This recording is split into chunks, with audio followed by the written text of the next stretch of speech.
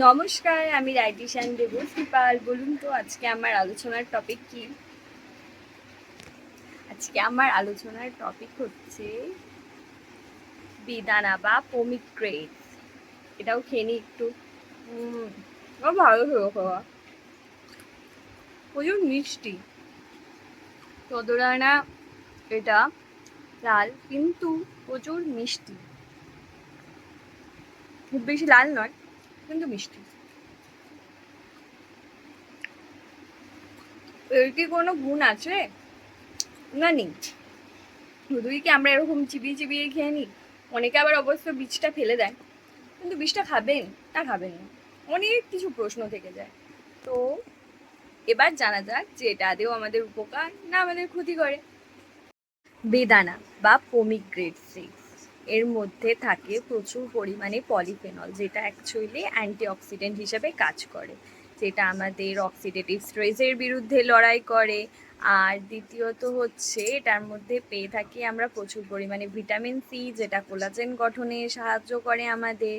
তাছাড়াও এটার মধ্যে প্রচুর পরিমাণে ফাইবার থেকে থাকে। যেহেতু এটা হোল ফ্রমই খাওয়ার চেষ্টা করুন, যেই ফাইবারটা আমাদের শরীরের জন্য ভালো, আমাদের ডাইজেস্টিভ সিস্টেমকে আরও উন্নত করে, আমাদের টমিকেও অনেকক্ষণ ফুল রাখে, যারা ওয়েট কন্ট্রোলের জন্য যাচ্ছে।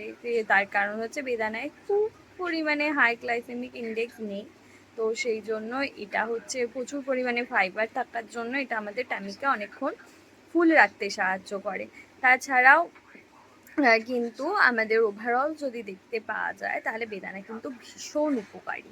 এই ফাইবার থাকার জন্য তো এটা আমাদের কনস্টিপেশনের জন্য খুব ভালো, মানে যাদের কোষ্ঠকাঠিন্যের সমস্যা আছে।